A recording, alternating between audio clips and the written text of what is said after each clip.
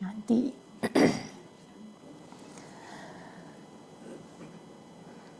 आज अभी गीत में सुन रहे थे, समय का पंछी बहुत फास्ट गति से आगे जा रहा है। समय अभी हमारा आह्वान समाप्त करने की कगार पर खड़ा है। तो बाबा चाहते हैं कि अब हम बच्चों की पुरुषार्थ की रफ्तार समय के साथ तेज होनी चाहिए। ऐसा ना हो कि समय हमारा शिक्षक बन जाए, समय के प्रमाण हमें मजबूर होकर के अपने पुरुषार्थ की रफ्तार को तेज करना पड़े। समय से पहले हम आत्माएं तैयार हो जाए, बाबा की आशाओं के प्रमाण हम अपना जीवन संपन्न और संपूर्ण बना ले, ये बाबा की हम बच्चों के प्रति चाह है। तो हमारे पुरुषार्थ में तीव्रता कैसे आए, किन किन बातों पर अगर हमारा ध्यान जाता है तो हमारे पुरुषार्थ की रफ्तार तेज होने में हमें वो मदद मिल सकती है। तो आज हम 8-10 बातों को लेते हैं और उस बातों को न सिर्फ हम लेंगे लेकिन अपने पुरुषार्थ के साथ उसको मैच करेंगे, उसको चेकिंग में ले जा कर के अपने आप को उसके हिसाब से ढालने की कोशिश करेंगे। तो मैं समझती हूँ कि हम अपनी रफ्तार को जो अभी कहीं अटकी हुई हैं या कभी स्लो गति से चल रही हैं, उसको फिर से स्पीड देने में सक्षम हो पाएंगे। तो तीव्र पुरुषार्थी बनने के लिए बाबा हमेशा कहते हैं, पहली बात हमारी अव्यभिचारी याद होनी चाहिए।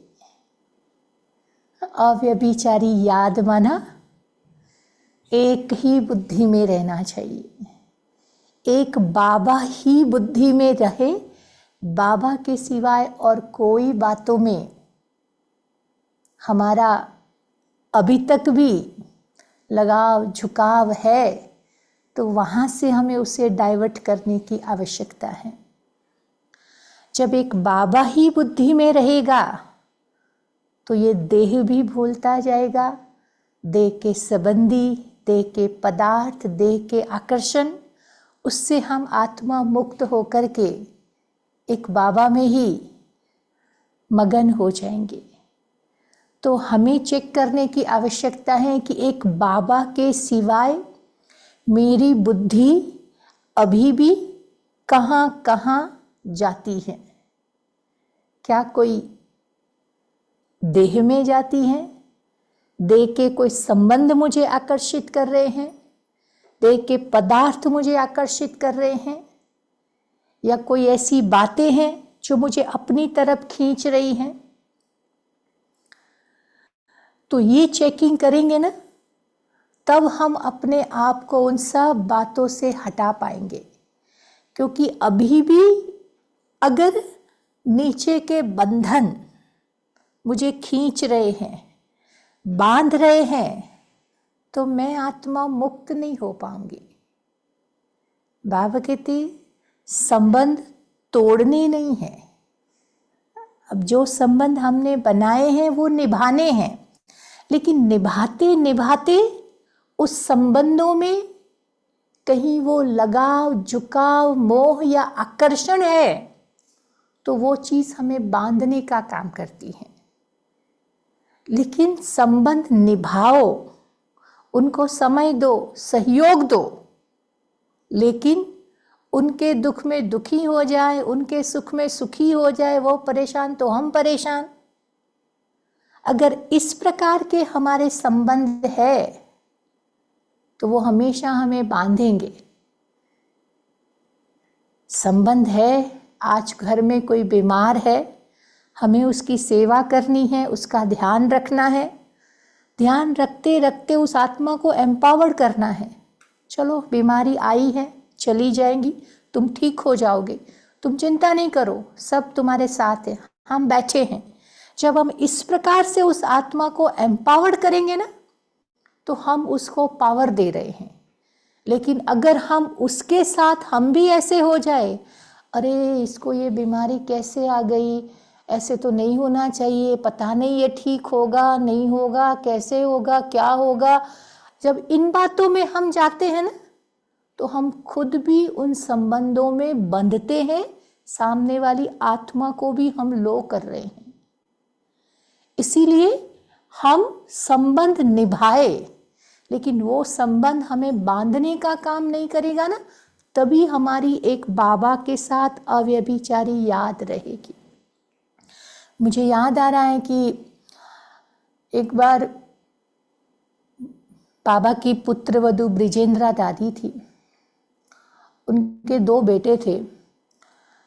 तो बड़ा बेटा था और छोटा बेटा था। तो उस समय दोनों बेटे उनके यज्ञ में तो आ गए थे। बाबा से, ब्रह्मा बाबा से बहुत प्यार था, बाकी ज्ञान ध्यान इतना अंदर उतरा नहीं था। तो जब माउंट आबू में यज्ञ ट्रांसफ़र हुआ, तो उनके जो 2 बेटे थे वो बॉम्बे में उनके कोई संबंधी के पास रहते थे। लेकिन बाबा से प्यार था तो बीच बीच में आते थे, माउंट आबू में पांडव भवन में आकर रहते थे। तो दादी को कभी भी उन दोनों आत्माओं में रत्ती भार मोह नहीं था। बड़ा बेटा था, उनको तो एक बीमारी आई और वो गुजर गया। अब एक छोटा ही बेटा रहा था, उसको भी चिकन पॉक्स हो गया। अब उस जमाने में चिकन पॉक्स होते थे तो लोग मतलब उनको अछूत समझते थे, पास में भी जाना ठीक नहीं समझते थे। उनकी हॉस्पिटल में भी अलग से ट्रीटमेंट होती थी। तो उसको हॉस्पिटल में दाखिल किया था और वहाँ पर रखा था। दादी बॉम्बे में उस समय सेवा में थे, तो दादी वीक में एक बार जाते थे, उसको मिल के आते थे, कुछ अच्छे ज्ञान की 2-4 बातें सुना करके आ जाते थे। तो एक बार उसकी तबीयत धीरे धीरे बहुत बिगड़ती गई। तो उसने कहा, नर्स ने कहा कि तुम्हारा कोई सगा संबंधी नहीं है जो तुम्हारी केयर कर सके ऐसा? तो बोला मेरी माँ आती है ना। तो कि तुम्हारी माँ कहाँ आती है? तो उसने कहा कि जो संडे संडे आते हैं ना वो मेरी माँ है। तो नर्स को आश्चर्य हुआ कि उसका अपना बेटा है, इतना बीमारी में परेशान हो रहा है, लेकिन फिर भी उस आत्मा को कोई असर नहीं है। जैसे थर्ड पर्सन की सेवा करती उस प्रकार पूरा खाना ले आती थी, खिलाती थी, ध्यान रखती थी, लेकिन कोई मोह, कोई अटैचमेंट, कोई दुख की रग एक भी उनके चेहरे पर दिखाई नहीं देती थी। तो दादियों में हमने ये देखा कि ब्लड के कनेक्शन के रिश्ते थे, लेकिन वो भी उन्होंने निभाने खातिर निभाए। लेकिन एक रग बाबा के पास थी। ब्रिजेंद्रा दादी के सिवाय एक संतरी दादी थे यज्ञ में। संतरी दादी और हमारे जो भाऊ थे, विश्व किशोर भाऊ, जो यज्ञ के पिलर थे, जगदीश भाई, रमेश भाई, निर्वैर भाई बाद में आए, लेकिन उसके पहले जो यज्ञ को संभालने का काम किया ना, वो हमारे विश्व किशोर भाऊ ने किया। तो भाऊ, उनको बड़ा भाई, सब भाऊ सिंधी में बड़ा भाई के हिसाब से कहते थे। तो भाऊ ने यज्ञ को इतना अच्छी तरह से संभाला। उनकी युगल थी वो संतरी दादी थी। दोनों हस्बैंड वाइफ थे, यज्ञ में सेवाएं कर रहे थे, लेकिन किसी को उसकी रग तक नहीं आती थी कि ये दोनों हस्बैंड वाइफ है। भाव की जब तबीयत खराब हुई, उनको बॉम्बे बाबा भेज रहा था ऑपरेशन के लिए और उनकी ट्रीटमेंट के लिए। तब सभी ने कहा कि दादी आपको जाना चाहिए उनके पास। तो बोला मेरी क्या ज़रूरत है, वहाँ तो सब बैठे हैं ना, करेंगे उनकी ट्रीटमेंट, कराएंगे। जब तक मुझे बाबा नहीं कहेगा मैं नहीं जाऊँगी। तो फिर बड़ी दादी, मनमोहिनी दीदी, सब ने बाबा को बोला बाबा इनको भेजो, ऐसे वक्त पर भेजना चाहिए। जब बाबा ने उसको बुला करके कहा कि भाऊ के लिए तुम्हें जाना है, उसका ध्यान भी रखना है और उसकी सेवा भी करनी, जब साकार बाबा ने बोला तब वो उनके पास बॉम्बे गए, वहाँ उनकी सेवा भी की, अच्छी तरह से ध्यान रखा और वो संदेशी थी। तो जब भाऊ को शरीर छोड़ना था ना, उस समय अमृत वेले वो ऐसे ही हॉस्पिटल में बैठे थे, योग कर रहे थे। अचानक बाबा ने उनकी रस्सी खींची और जब रस्सी खींची तो बाबा ने पूरा दृश्य दिखाया कि भाऊ सोया हुआ है, उसके ऊपर सफ़ेद चादर ढकी हुई है और उसको बोला कि बस ये भाऊ अभी बाबा के पास हैं, उसकी सेवाएं पूर्ण हुई। अब एक पत्नी के हिसाब से वो सोचती तो अपने ही पति का वो दृश्य, मृत्यु का दृश्य देख करके कोई कितना विचलित हो जाता, लेकिन उसने वो दृश्य को इतना साक्षी भाव से देखा। नीचे आई, तब तक तो भाऊ कॉन्शियस में थे, गए नहीं थे, लेकिन बाबा ने उसको बता दिया था कि ये आत्मा आज शरीर छोड़ने वाली है। तो उसने उसी समय ब्रह्मा बाबा को ट्रंक कॉल लगा करके आबू में बात की कि आज मुझे वतन में बाबा ने ये दृश्य दिखाया है। तो बाबा ने भी कहा कि उस आत्मा का पाठ पूरा होने जा रहा है, तुम उसके साथ रहना, मैं अपने योग बल से उस आत्मा को पावर दे रहा हूँ। और 2 घंटे में भाऊ ने शरीर छोड़ा और सब ने फिर वहीं उनका अग्नि संस्कार वगैरह किया। तो कहने का भाव कि कितना डिटैचमेंट, पति है सामने शरीर छोड़ रहा है, बाबा भी एडवांस में दिखा रहा है, लेकिन एक रग भी नहीं जाती है कि ये मेरा पति है, ये मेरा अपना है। तो दादियों ने यहाँ तक दे के संबंध, दे के पदार्थों से अपने आप को डिटैच कर दिया। एक बाबा, बुद्धि में कोई नहीं। तो इस प्रकार से जब एक बाबा में हमारी रग रहेगी, सबसे हम डिटैच होते जाएंगे ना, तब जाकर के बाबा कहते हमारे पुरुषार्थ में तीव्रता आ सकती है। तो हमें चेक करना है कि हमारी रग कहाँ कहाँ जाती है, कितने परसेंटेज में हम डिटैच हुए हैं, कितनी डिटैचमेंट की हमें आवश्यकता है। हम अपने को चेक करें और उसके हिसाब से चेंज करें। दूसरा, पिछले महीने से हम सुन रहे हैं कि बाबा हमें इच्छा मात्रम अविद्या बना रहा है। अब इच्छा मात्रम अविद्या गीता के हिसाब से 18वें अध्याय का लास्ट वो स्टेप है, नष्टो मोहा, इच्छा मात्रम अविद्या की स्टेज तक पहुंचना। तो बाबा हमें कह रहे हैं कि अभी तक भी हमें अपने अंदर में चेकिंग की आवश्यकता है कि मुझे किसी बात की इच्छाएं पैदा हो रही हैं, चाहिए चाहिए चाहिए वाला एटीट्यूड अभी भी है, देह के प्रति है, देह के पदार्थों के प्रति है, वस्तुओं के प्रति है, वस्त्रों के प्रति है, खाने के प्रति है, पीने के प्रति है, घूमने के प्रति है। मेरी इच्छा कहाँ कहाँ अभी भी जाती है।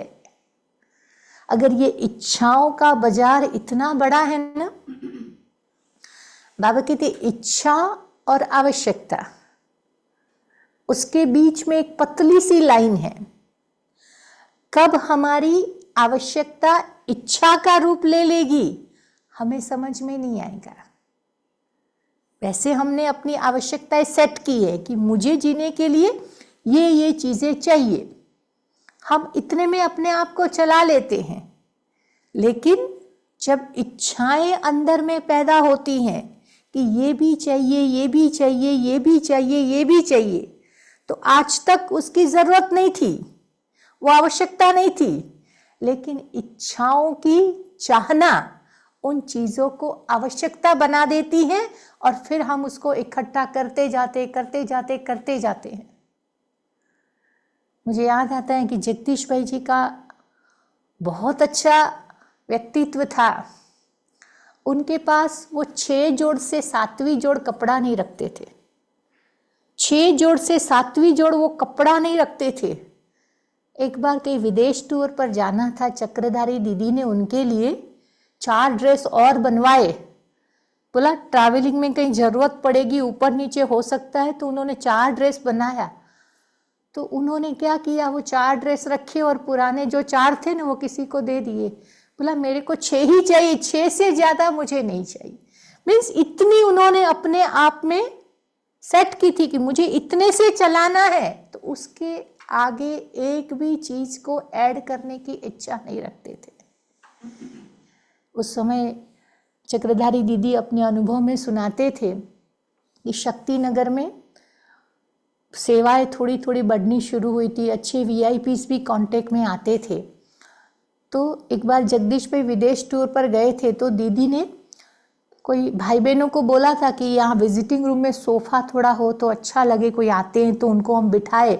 उस समय तो पहले की बात है तो कुर्सियाँ रख देते थे और कुछ था नहीं उनके पास फर्नीचर वगैरह। तो उन्होंने, किसी भाई ने बोला हाँ दीदी हमारी सोफ़े की दुकान है, हम सोफ़ा आपको भेज देते हैं।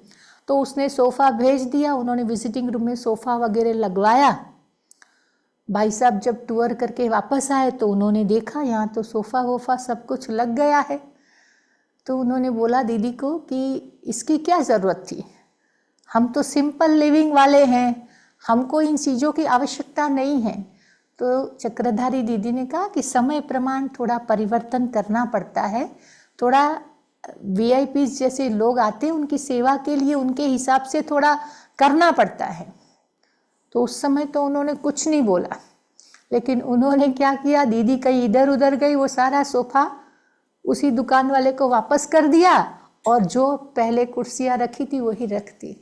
बोला जब इतने से हमारा काम चल रहा है, वीआईपी अपनी पोस्ट दिखाने थोड़ी आते हैं, हम उनकी सेवा करते हैं, वो यहाँ आते हैं तो हम उनको ज्ञान सुनाते हैं, हमारे पास से कुछ लेकर के जाता है, हम उसके पास कुछ लेने के लिए थोड़ी बैठे, हमारी जो व्यवस्था है उसमें उसको सेट होना पड़ेगा। मीन्स इतना तक ध्यान रखते थे कि जहाँ सिंप्लिसिटी से चल सकता है वहाँ एक भी चीज एडिशन नहीं होनी चाहिए। इसलिए कहते इच्छा और आवश्यकता दोनों के बीच में थीन लाइन है। कभी भी इच्छा हमारी इच्छा आवश्यकता का रूप बन जाएगी तो धीरे धीरे आवश्यकताएं हमारी बढ़ती जाएगी। हम कभी मॉल में जाते हैं, लिस्ट बना के जाते हैं ना, इतनी 8-10 चीजें चाहिए, 8-10 चीजें चाहिए, लिस्ट है तो वही चीजों पर हमारी दृष्टि जाती है।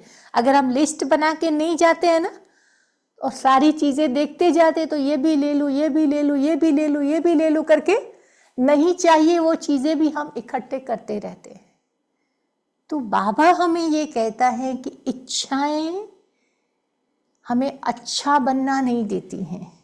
इच्छाओं के बाजार में कहीं हम फंस न जाए, इसलिए हम अपनी आवश्यकताओं की लिस्ट बना दे कि जहां इतनी चीजों से मेरा काम चल सकता है तो मुझे और कोई एडिशन की जरूरत नहीं है। इतने लोगों से मेरा काम चल सकता है तो मुझे उसमें एडिशन करने की आवश्यकता नहीं है। जब हम अपने आप अपनी एक डिसिप्लिन बना देंगे तो इच्छाएं हमारे पर हावी नहीं होंगी। और इच्छा मात्रम अविद्या मीन्स इच्छा की विद्या ही न हो, उसका ज्ञान ही न हो कि ये भी हो सकता है, ये भी हो सकता है, इसका ज्ञान न हो, वहां तक बाबा हमें पहुंचाना चाहते हैं। शुरू में कहाँ फैसिलिटी थी। मुझे याद आ रहा है कि बाबा यज्ञ में शुरू में मुन्नी बहन अपना अनुभव सुनाती थी कि वो लोग जहाँ पर जिस कमरे में रहते थे उस कमरे में बहुत ऊपर टीन के पत्रे लगे हुए होते थे और टीन के पत्रे में कभी कभी कोई लीकेज भी होता था और साइड में शेड में थोड़ा गैप रहता था तो बीच में से हवा भी आती थी। तो बोला सर्दियों में इतनी हवा आती थी कि हम 4 रजाई लेके सोए तो भी मतलब ठंड ना जाए, इतनी मतलब ठंडी होती थी।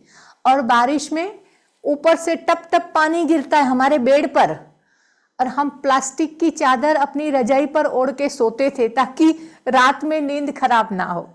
मीन्स यहां तक इस प्रकार की भी सिचुएशन यज्ञ में थी, लेकिन उस समय भी कोई इच्छा नहीं, कोई अंदर से ये नहीं कि मुझे ये फैसिलिटी मिले, मुझे ये सहयोग मिले। दादा विश्व किशोर की भी विशेषता थी कि वो यज्ञ में रहे, उनको रहने के लिए कमरा नहीं था, क्योंकि उनकी ड्यूटी थी कि रात को वहां पर उनको सोना था, उसका संभाल करना था। तो दादा रात को वहां पर जाकर के सो जाते थे और उनके कपड़े, चंद्रा दादा के कमरे में एक अलमारी रखी थी, उसमें उनके कपड़े रहते थे। और दिन में उनकी एक एरोप्लेन में ड्यूटी थी, तो वहां पर वो सेवा करते थे, उसी ऑफिस में सो जाते थे।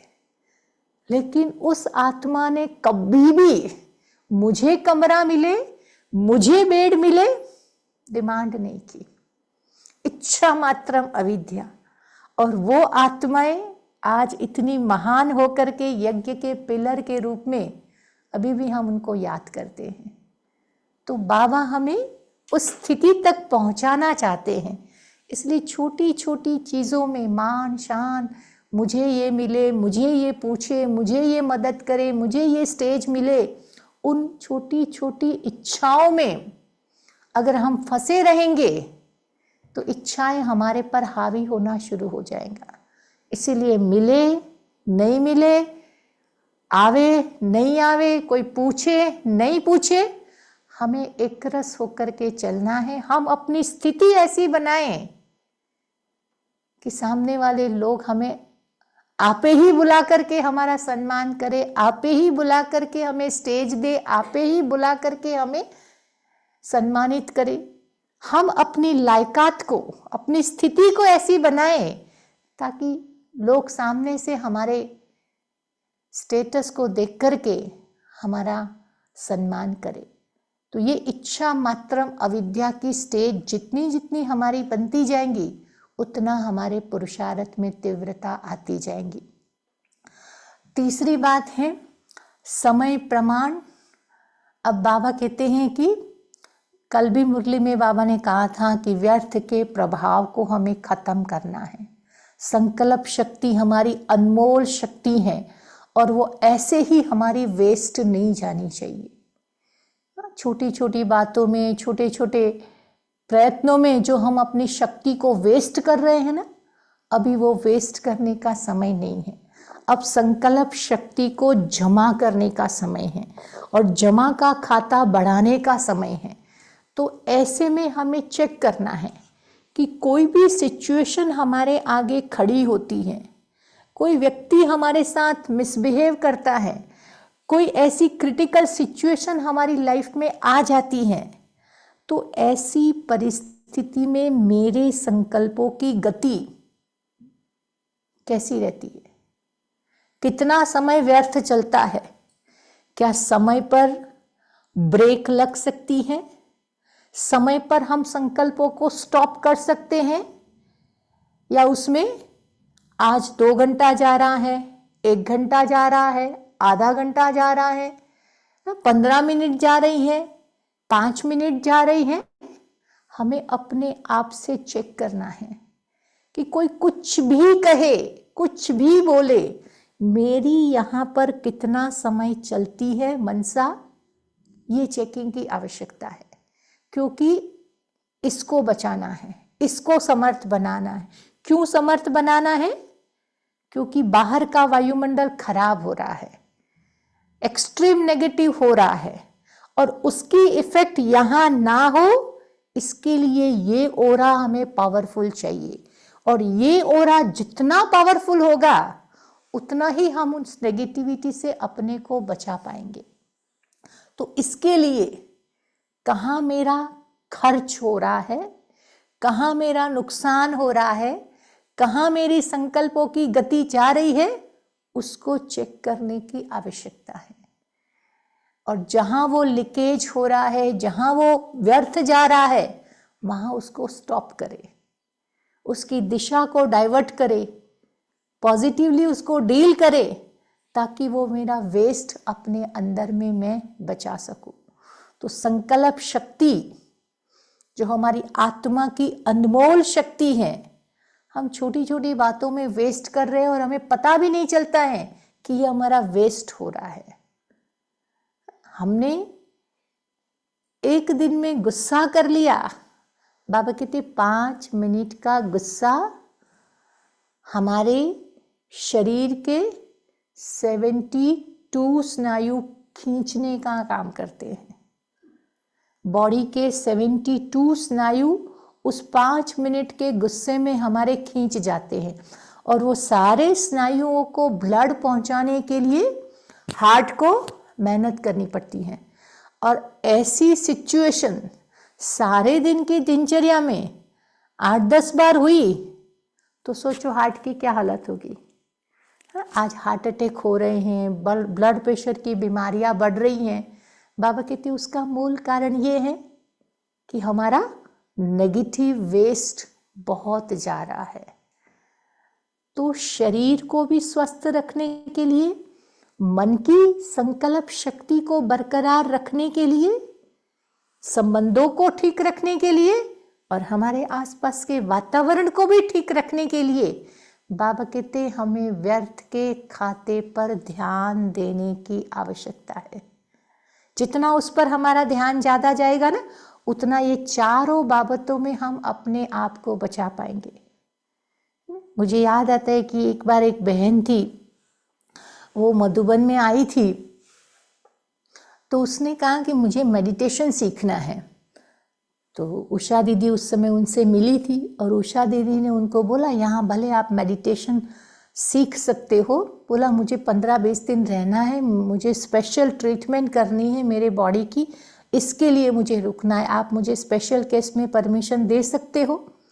फिर दीदी ने बात करके उसको परमिशन दी और वो आत्मा लगभग 20-22 दिन तक वो मधुबन में रही और उसने मेडिटेशन का कोर्स किया और प्रैक्टिस भी की। हुआ क्या था कि वो बहन को पेट में बहुत सीवियर तकलीफ थी, डिसीज था, इतना उसको दर्द हो रहा था कि वो ख़त्म ही नहीं होता था। उसने बहुत सारे मेडिकल टेस्ट कराए, बहुत सारे डॉक्टर्स की एडवाइस ली, पर कभी किसी भी दवाई से उसको फ़र्क नहीं पड़ा। तो किसी ने उसको सजेस्ट किया, वो बेंगलोर से आई थी, बोला हाँ बेंगलोर में एक लेबोरेटरी है जो हमारे बॉडी के ओरा को चेक करता है, आप उस ओरा वाले के पास जाओ तो शायद आपको कुछ फ़ायदा हो सकता है। तो वो उसके पास गई, तो उस डॉक्टर ने जो ओरा निकालता था उसने उसको मशीन में रखा और उसके पूरे बॉडी का स्कैन निकाला, और स्कैन निकल करके जो प्रिंट बाहर आया तो उसके बॉडी के आसपास डार्क जामुनी कलर का सारा ओरा दिखाई देता था। तो डॉक्टर ने अपने कैलकुलेशन के हिसाब से उसको बोला कि आपको ये जो दर्द है ना उसका कारण ये हो सकता है, हमारे हिसाब से ये जो डार्क जामुनी कलर दिखा रहा है ना, वो कलर किसी व्यक्ति में ईर्ष्या, द्वेष, इस प्रकार की नेगेटिव भावनाएं होती है ना, उसको ये कलर दिखाता है। तो आपकी पर्सनालिटी में ऐसा कुछ है? तो बोला हाँ ईर्ष्या तो मेरे में है। तो बोला आपको इसको ठीक करने की आवश्यकता है, आप ईर्ष्या को ख़त्म करेंगे ना तो हो सकता है आपके पेट का दर्द ठीक हो सकता है। तो उसने कहा मैं कैसे ख़त्म करूँ? तो उसने कहा आप मेडिटेशन की प्रैक्टिस करो, कहीं से मेडिटेशन सीखो तो आपको फ़ायदा हो सकता है। तब उसने इंटरनेट से इंक्वायरी करके वो आबू गई और वहाँ पर रह कर के मेडिटेशन का प्रैक्टिस किया। 20-22 दिन उसको बहुत अच्छा लगा, उसको 5 दिन में ही फ़ायदा हुआ। 5वें दिन में ही उसको दर्द काफ़ी 70% कम हो गया था, और 20-22 दिन होते होते तो उसका दर्द गायब हो गया था। और वो वापस आई और उसी डॉक्टर से मिली और डॉक्टर ने दोबारा उसका स्कैन किया, उसका ओरा निकाला।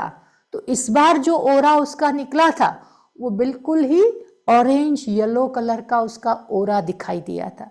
और वो ओरा जो दिखाता था, उस ओरा में उसने दिखाया कि ये ओरा में जो आप पहले जो ईर्ष्या का भाव दिखता था, ये ओरा बिल्कुल उसके अपोजिट है। आपके अंदर में प्यार और रहम की भावना ये ओरा दिखा रहा है। तो बोला मैंने मेडिटेशन की प्रैक्टिस की है और इससे मुझे ये फ़ायदा हुआ। तो डॉक्टर वंडर खा गया कि 15, 20, 25 दिन में इतना रिजल्ट मिला, ये मैंने पहली बार देखा। तो लोग प्रूफ के साथ आज दुनिया में इन चीज़ों का अभ्यास कर रहे हैं। और हम तो कितने भाग्यशाली है कि बाबा हमें रोज मेडिटेशन से अपने आसपास के ओरा को सक्षम बनाने की प्रैक्टिस करा रहे हैं। और हम फिर ये छोटी छोटी बातों में उस ओरा को डिफेक्टिव बनाने का काम न करें, उसके लिए हम अपने आप को अटेंशन में लाए। व्यर्थ बातें, व्यर्थ चिंतन, व्यर्थ परिस्थिति का चिंतन, व्यर्थ लोगों का प्रभाव, इन सब बातों से जितना अपने को बचाएंगे ना, उतना हमारे आसपास का ओरा बहुत पॉजिटिव और पावरफुल रहेगा। होता है जब आपका ओरा एकदम पॉजिटिव और पावरफुल होता है ना, तो लोग आपको सामने से कहते हैं कि पता नहीं आपके पास बैठते हैं तो हमको अच्छा लगता है, हमको सुकून का अनुभव होता है, आपके पास बैठने से हमें अच्छा लगता है। क्यों अच्छा लगता है? क्योंकि उस समय का ओरा हमारा एक्सट्रीम पॉजिटिव होता है, तो आसपास वालों को भी उसकी इफेक्ट मिलना शुरू हो जाता है। तो बाबा कहते इस अभ्यास को हमें बढ़ाना है, व्यर्थ के प्रभाव को खत्म करते हुए। फिर चौथी बात बाबा कहते समय प्रमाण। अभी हमें हमारे आसपास रहने वाली हर आत्मा विशेष आत्मा है। हमारी उनको देखने की निगाहें बहुत ऊंची होनी चाहिए।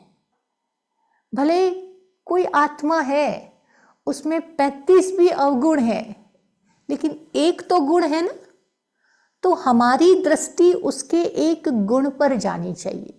और जब उसको हम गुणग्राही दृष्टि से देखना आरंभ करेंगे ना, तो वो नेगेटिव बातें उसकी हमें दिखना बंद हो जाएंगी। और जितनी वो चीजें हमें दिखना बंद हो जाएंगी ना, तो उसके चिंतन में नहीं आएंगी और हमारी मनसा को खराब नहीं करेंगे। नहीं तो किसी भी व्यक्ति का अवगुण दिखता है ना, हम उसका चिंतन करते रहते, उसमें इतने घुस जाते हैं कि आज अवगुण उस व्यक्ति का है, लेकिन चिंतन करते करते वो अवगुण हमारी पर्सनालिटी में आना शुरू हो जाता है। इसीलिए बाबा कहते हर एक आत्मा को विशेष आत्मा के रूप में देखो, देवात्मा के रूप में देखो, ऊंची निगाहों से देखो। हर एक में कुछ न कुछ विशेषता है। बड़ी दादी के पास एक बार वो मधुबन में अर्जुन दादा थे, वो थोड़ा मेंटली वीक थे। और इसके कारण उसका क्या होता था कि जितने भी पांडा भवन में भाई रहते थे, समर्पित भाई, सबके साथ उसकी टक टक होती रहती थी। किसी के पास किसी भी डिपार्टमेंट में वो ठीक से काम नहीं करता था। अब ऐसी आत्मा से सेवा कैसे लेवे, सब परेशान थे। तो सब ने दादी को कंप्लेन किया कि दादी इनको सेवा से मुक्त कर दो। और वो आत्मा सेवा के बिना रहना नहीं चाहता था। तो उसको दादी के पास बुलाया। दादी ने कहा कोई बात नहीं, आप लोगों के पास वो सेवा नहीं कर सकता, वो मेरे पास सेवा करेगा। दादी ने उसको बुलाया। दादी को पता था कि उसको कोई भी काम दिल से समझाओगे और बताओगे तो वो एक्यूरेट करेगा। भले मेंटली वीक था, लेकिन एक बार उसकी बुद्धि में बैठ गया ना, तो वो दिल से काम करता था। तो उसको बोला कि अर्जुन दादा, आपको इधर ऑफिस के बाहर पहरा देना है। हाँ, कोई भी आता है तो पहले बिठाना है, दादी की परमिशन लेकर के फिर अंदर जाने देना है। इसके बिना किसी को अंदर तुमको नहीं आने देना है। ये काम तुम कर सकते हो ना? तो उसने कहा हाँ दादी, मैं ज़रूर करूँगा। और दादी ने उसको ड्यूटी दी। उस दिन से वो अपनी ड्यूटी इतनी एक्यूरेट करता था।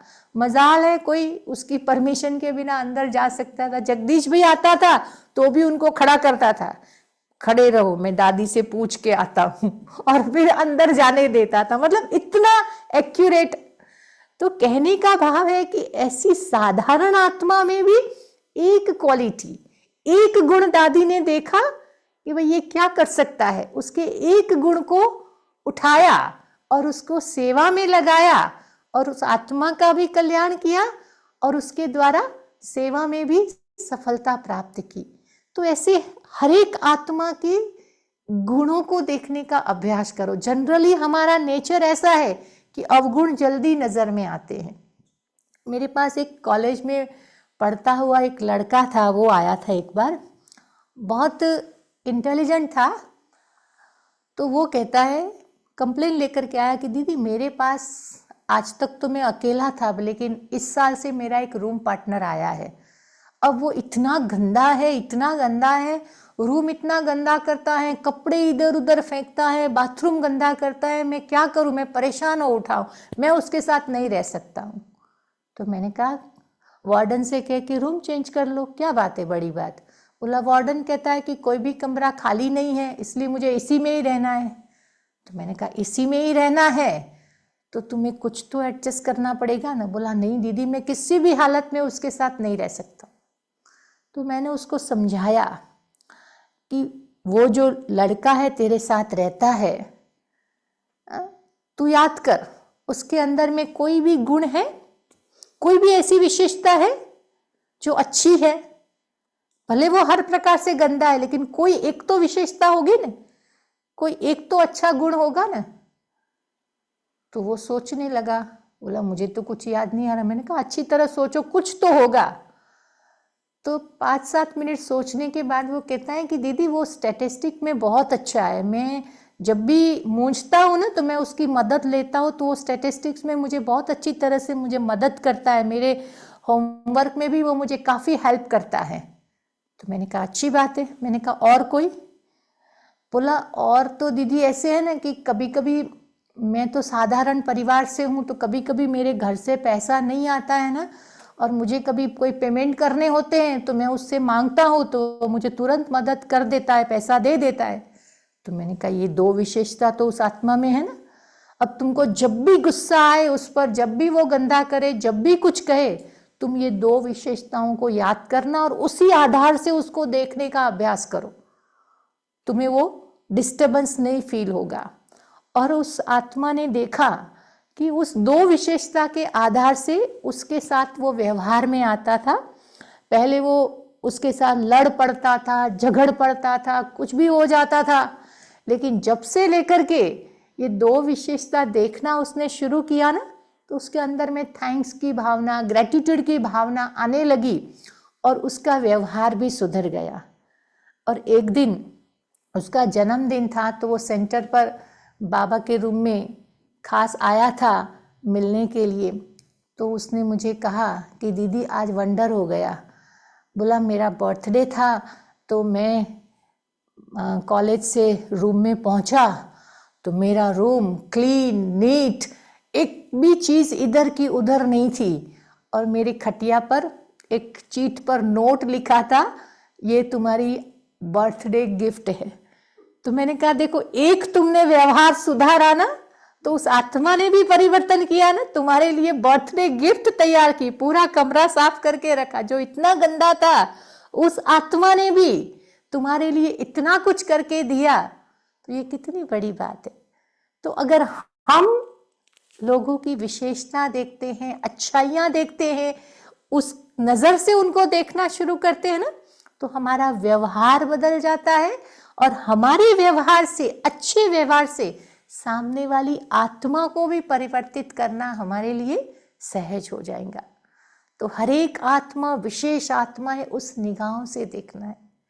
मैं आपको बता रही थी ना कि ब्रिजेंद्रा दादी का बेटा जब उसको चिकन पॉक्स हुआ और हॉस्पिटल में एडमिट था, बाबा से उसका बहुत प्यार था। तो जब उसके अंतिम दिन थे ना, तो उसने ब्रिजेंद्रा दादी को बोला कि बाबा को बोलना एक बार मुझे मिलने आए। अब बाबा उस समय बॉम्बे में आए हुए थे, तो ब्रिजेंद्रा दादी ने बोला कि बाबा वो आपको बहुत याद करता है, तो आप एक बार उससे मिल लो तो अच्छा है। अब विश्व किशोर भाऊ थे, उनको बाबा के प्रति बहुत प्यार था, इतना प्यार था कि बात मत पूछो। उन्होंने कहा कि बाबा को मैं हॉस्पिटल नहीं जाने दूंगा, क्योंकि चिकन पॉक्स वो चेपी रोग था ना, तो बोला बाबा को नहीं भेजेंगे। तो दादी ने कहा ठीक है, नहीं भेजना हो तो आपकी इच्छा, लेकिन मैंने तो उसका मैसेज बाबा तक पहुंचा दिया। अब बाबा को भी उस आत्मा से प्यार था, तो बाबा ने कहा कि नहीं, मुझे कैसे भी करके उसको मिलना है। भाऊ मना करते थे, लेकिन बाबा ने कहा नहीं, मैं मिलने जाऊंगा। तो बाबा को मिलने के लिए उसको मिलने के लिए हॉस्पिटल गए, और हॉस्पिटल में जैसे ही वहाँ पहुँचे, वो आत्मा इतनी खुश हुई, इतनी खुश हुई, इसको चिकन पॉक्स था, फिर भी वो बाबा के गले मिल गया, और बाबा ने भी उसको इतना प्यार से गले मिल करके उसके माथे पे हाथ फेरा, इतना प्यार किया, और उसी दिन शाम को उस आत्मा ने शरीर छोड़ा। और आप नहीं मानो कि वो आत्मा यज्ञ के इतिहास में पहली आत्मा बनी। हमारे यज्ञ में कोई भी बाबा के अपने भवन नहीं थे, लेकिन उस आत्मा ने अपना एक इंश्योरेंस लेकर के रखा था, हेल्थ इंश्योरेंस, और उसमें हेल्थ इंश्योरेंस नहीं था, कोई एक इंश्योरेंस लेकर के रखा था उस जमाने में, और उसमें नॉमिनी में उसने अपनी माँ का नाम मीन्स ब्रजेंद्रा दादी का नाम लिखवाया था। तो जब उसने शरीर छोड़ा तो उस इंश्योरेंस का क्लेम लेने के लिए विश्व किशोर भाऊ गए, तो उसी समय हमारा सायन का मकान बन रहा, जो मकान में रह रहे थे, दादियों की इच्छा थी कि यही मकान हम खरीद कर ले, क्योंकि उन्होंने अपने हिसाब से बहुत कुछ चेंज भी किया था और वाइब्रेशन भी बने हुए थे, तो वो छोड़ना नहीं चाहते थे, और मकान मालिक को कैसे भी करके उसको बेचना था। उस समय हमारे पास पैसे नहीं थे, और इस आत्मा ने शरीर छोड़ा, और उसके इंश्योरेंस के क्लेम में से उस मकान में दे सके उतनी आधी रकम आई, और वो रकम और कुछ और भाइयों ने सहयोग दिया, वो मिला करके सबसे पहला यज्ञ का सायन का मकान खरीदा। तो कहने का भाव है कि बाबा साधारण से साधारण आत्मा को विशेष नजर से देखता था, और ऐसी विशेष नजर से देखता था कि वो आत्मा भी यज्ञ के कारोबार में कहीं न कहीं सहयोगी बन करके अपने भाग्य की अधिकारी बन जाती थी। तो कहने का भाव ये है कि हम हर एक आत्मा को ऊंची नजर से देखें, उनको गुणग्राही दृष्टि से देखें, उनके गुण उठाने के भाव से देखें। अवगुणग्राही दृष्टि हमारी कभी भी किसी कंडीशन में नहीं होगी ना, तो देखने का नजरिया हमारी स्थिति को ऊंचा बनाने में, पुरुषार्थ को तीव्र बनाने में काफी हद तक मदद दे सकती है। फिर चौथी बात है, कुछ दिन पहले संडे की मुरली थी, उसमें भी बाबा ने कहा था कि अब समय प्रमाण स्वमान में रह कर के हमें सर्व को सम्मान देना है। तो स्वमान माना बाबा ने हमें जो जो स्वमान दिए हैं, मैं आत्मा अगर उस स्वमान में स्थित हूं तो औरों को सम्मान देना हमारे लिए सहज हो जाएगा। लेकिन हम जब अपने स्वमान के अपोजिट देह के भान में हैं, तो सामने वाले को भी हर्ट करने के निमित्त बन सकते हैं। इसीलिए बाबा कहते स्व के मान में रहो, आत्मा के उस अभिमान में रहो। जब आत्मा के अभिमान में रह करके हम कर्म और व्यवहार में आएंगे ना, तो अनेक आत्माओं को ऑटोमेटिक हमारे से सम्मान जाएगा, और वो सम्मान उन आत्माओं की हमारे प्रति की भावनाओं को भी ऊंची बना देगा। दादी प्रकाशमणि जी में हमने ये बात बहुत अच्छी तरह से देखी। दादी हर एक आत्मा को इतना सम्मान देती थी, बात मत पूछो। वो संस्था की चीफ थी, हेड थी, लेकिन हर एक आत्मा के प्रति वो इस नजर से देखती थी, उस सम्मान के भाव से देखती थी। छोटे से छोटी साधारण आत्मा को भी इतना सम्मान देती थी कि बात मत पूछो। मुझे याद है कि एक बार हमारे पास यज्ञ में अहमदाबाद में सेंटर में हमारी दीदी ने गाड़ी खरीदी थी, और उस जमाने में वो गाड़ी बहुत महंगी थी। तो दीदी वो गाड़ी लेकर के दादी के पास उद्घाटन कराने गए। दादी ने उद्घाटन भी कर दिया, और उसके बाद दादी ने पूछा कि सरला ये गाड़ी कितने की है? तो दीदी को किसी ने गिफ्ट की थी उस समय, तो दीदी ने ऐसे ही बता दिया कि 8 लाख की गाड़ी है और 25 साल पहले की बात है। तो दादी ने कहा 8 लाख की कोई गाड़ी होती है? दादी भी इतनी गाड़ी यूज नहीं करती है, तुम इतनी महंगी गाड़ी क्यों खरीदी, किसने खरीदी? ऐसे कैसे, ऐसे करके दादी थोड़ा अथॉरिटी से बोलते थे जब ऐसी कोई बात होती थी। तो बोला किसने खरीदी? तो अचानक पूछा, उस समय खरीदारी का काम मैं करती थी, तो दीदी के मुख से निकल गया कि नेहा ने खरीदी। तो तुरंत दादी ने कहा नेहा को फोन लगाओ, और दीदी ने फोन लगा के दिया। दादी ने मुझे भी फोन में इतनी अथॉरिटी से बोला कि हम कम खर्च बाला नशीन वाली आत्माएं हैं, हम इतना खर्च नहीं कर सकते, तुम्हें सोचना चाहिए था, पूछना चाहिए था, ऐसे करके मुझे भी अच्छी तरह से बोला। पर मुझे खराब नहीं लगा क्योंकि बड़े हैं और बड़ों का हमारे पर अधिकार होता है, वो हमें कह सकते हैं।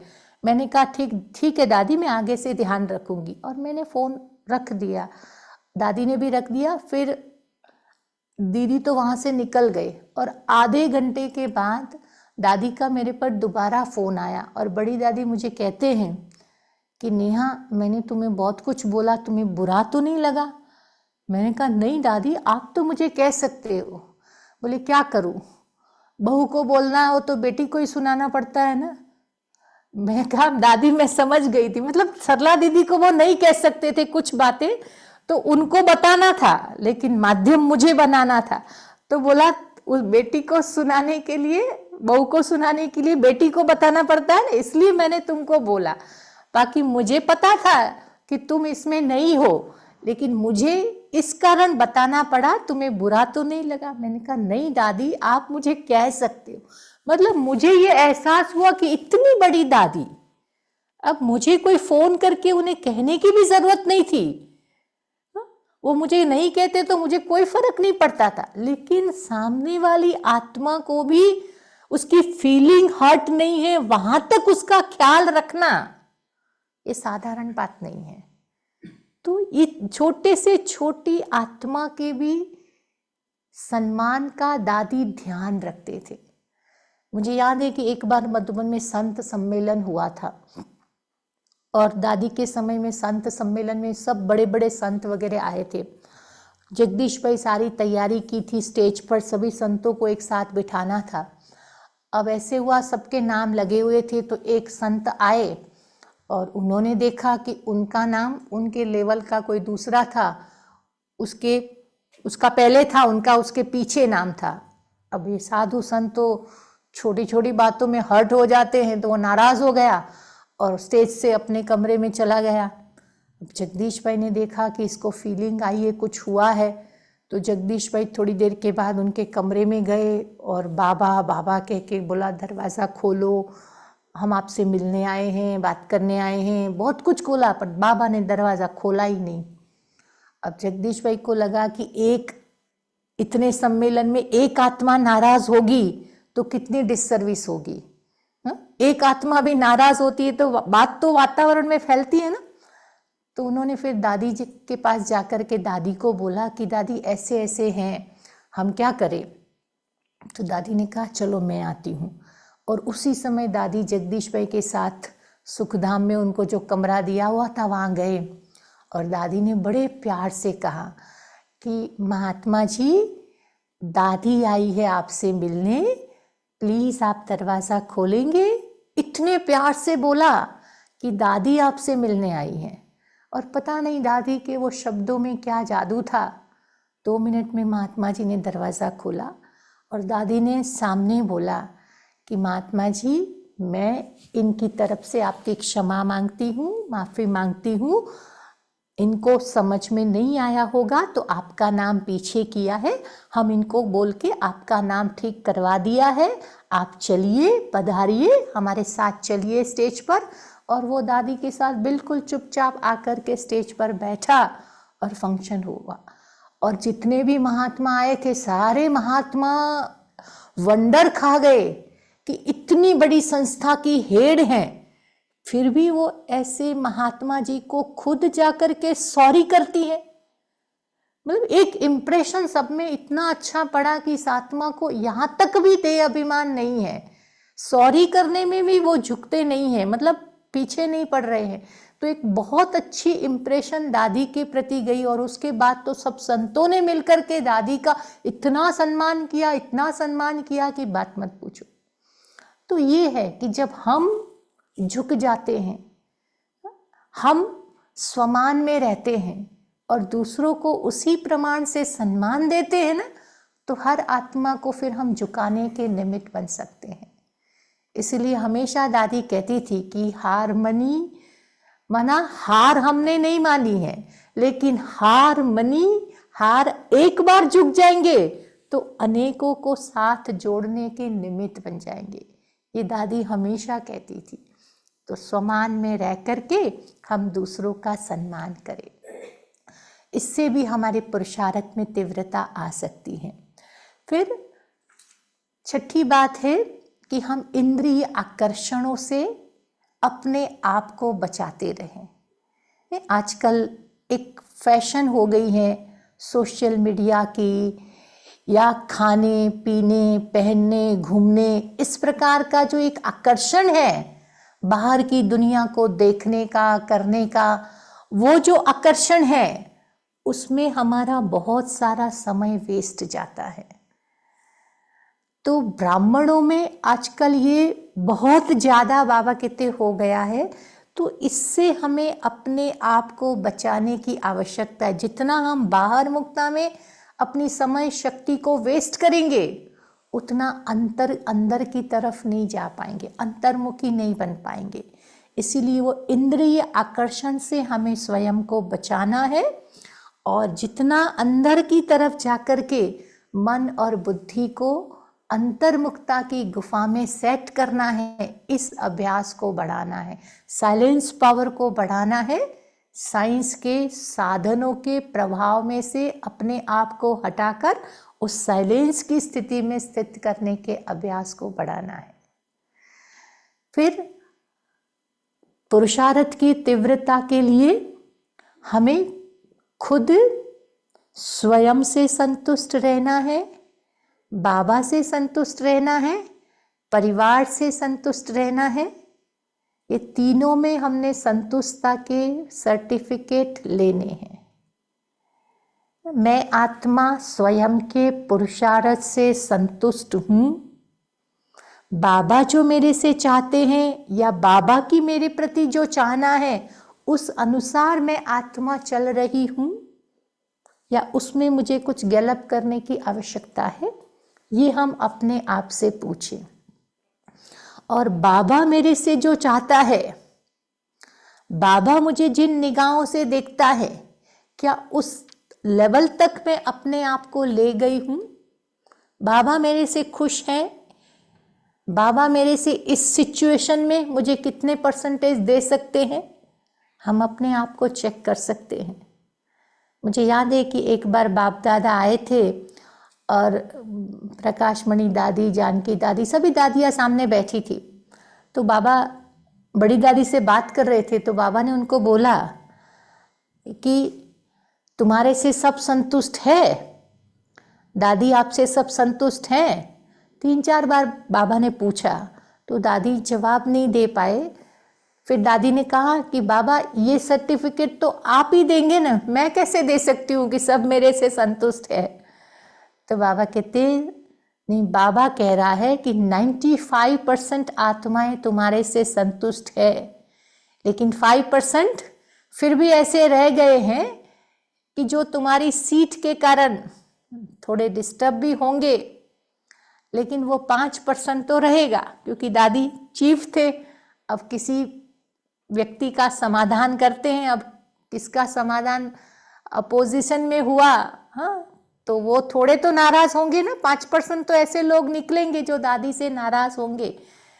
तो बाबा कहते, बाबा आपको सर्टिफिकेट दे रहा है कि 95% आत्माएं तुम्हारे से संतुष्ट है, 5% फिर भी ऐसी रहेंगी, लेकिन धीरे धीरे वो आत्माएं भी संतुष्ट हो जाएंगी, लेकिन बाबा खुश हैं। मीन्स भगवान हमें सर्टिफिकेट दे कि लोग हमारे से खुश हैं, बाबा हमारे से खुश हैं, और जब लोग हमारे से खुश हैं, बाबा हमारे से खुश हैं, तो हम तो अपने से खुश है ही है। तो लोगों से हमें ये सर्टिफिकेट प्राप्त करना है तो थोड़ा सा झुकना पड़ेगा, एडजस्ट करना पड़ेगा, सामने वाले के हिसाब से हमें अपने आप को चलाना पड़ेगा। ये बातें हम थोड़ा सा अपने आसपास रहने वालों की स्वभाव को जान ले, उनके संस्कारों को जान ले, उनकी आदतों को जान ले, और उसके आधार से हम अपने आप को उनके साथ चलाने की प्रैक्टिस करेंगे ना, तो आत्माएं हमारे से संतुष्ट होंगी। शुरू की बात मैं बता रही हूँ कि मैं सेंटर पर रहने आई थी, उसके 5-10 साल के पीरियड में ऐसे हुआ था कि बड़ों के साथ मेरी खिटपिट होती रहती थी, वो मेरे से संतुष्ट नहीं रहते थे, कुछ न कुछ बातों का आपस में बोलचाल रहता था, इसकी कारोबार पर और सेवा पर इफ़ेक्ट होती थी, और फिर ऐसा कुछ होता था तो वो हमारे से बात नहीं करते थे तो मैं भी उनसे बात नहीं करती थी। तो ये मिसकम्युनिकेशन बहुत लंबा समय चलता रहता था, बहुत परेशानी होती थी कारोबार में। तो एक बार बड़ी दादी के पास में गई थी, तो बड़ी दादी मेरे से हमेशा, जब भी मैं जाती थी ना, तो दादी मुझे दृष्टि देती थी और पूछती थी कि ठीक हो, और मेरे जवाब से दादी को पता चल जाता था कि ये ठीक है या नहीं। तो उस समय ऐसे सिचुएशन में मैं उनसे मिलने गई थी, तो दादी ने मुझे पूछा ठीक हो, तो मैंने जवाब नहीं दिया दादी को। तब दादी ने मुझे पूछा क्या बात है, तो फिर मैंने ये सारी बातें उनसे शेयर की। तो दादी ने कहा बड़ों से संतुष्टता का सर्टिफिकेट तो लेना है ना, अगर तुम्हें लेना है तो तुम्हें झुकना पड़ेगा, तुम्हें मरना पड़ेगा, तुम्हें एडजस्ट होना पड़ेगा, तुम्हें ही करना पड़ेगा, बड़े कुछ नहीं करेंगे, तुमको ही करना है। और जब उन्होंने मुझे ये बोल दिया कि मुझे ही करना है, तो मैंने भी अपने पुरुषार्थ में इस बात को ऐड किया। फिर जाने के बाद मैं उनके सामने जाती थी, वो मेरी बात सुने ना सुने, बोले ना बोले, लेकिन मुझे उनको सुनाना है, मुझे उनको बताना है, मुझे उनको रेस्पॉन्ड मिले ना मिले, मुझे अपनी बात उन तक पहुंचानी। मैंने अपनी प्रोसेस चालू रखी, और 15-20 दिन में मैंने फील किया कि उनकी तरफ से भी वो रेस्पॉन्ड मिलना शुरू हो गया, उनकी तरफ से भी उनको रियलाइज़ हुआ कि ये लड़की गलत नहीं है या उसकी बात में ऐसा कुछ नहीं है, और उन्होंने मुझे धीरे धीरे एक्सेप्ट करना शुरू किया।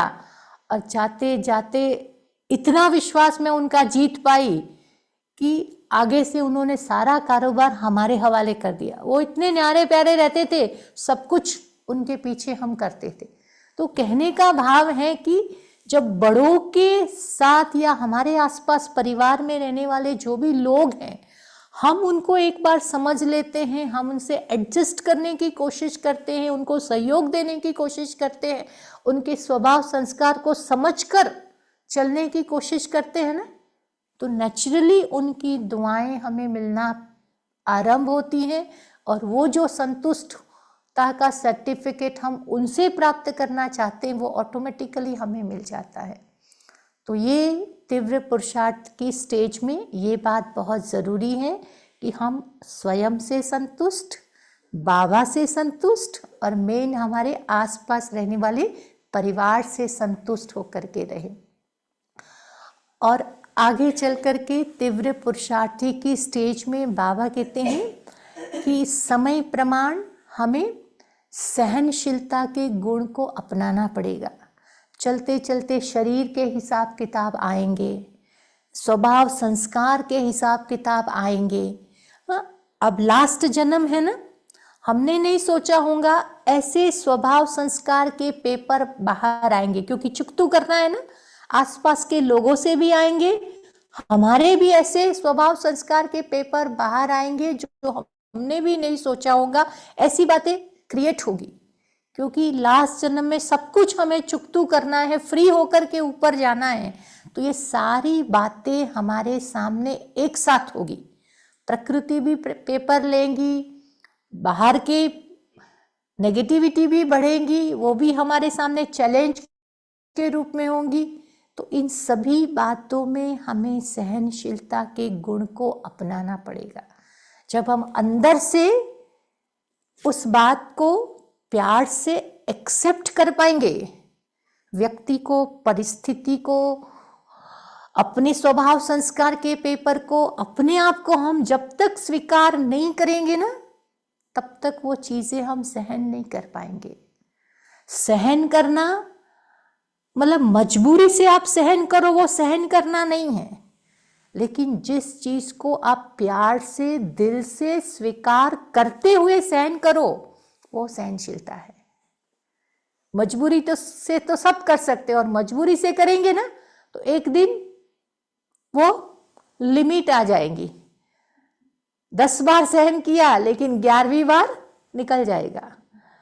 लेकिन जब आप सहन करते हो तो सहन करते वक्त भाव कैसा है, ये बहुत मायने रखता है।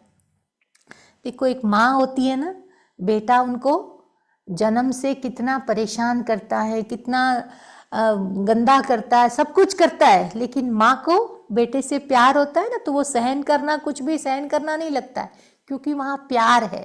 प्यार में सब कुछ सहन हो जाता है। तो उसी प्रकार से हमारे आसपास रहने वाले लोगों से, परिस्थितियों को एक्सेप्ट करो, प्यार से उसको स्वीकार करो।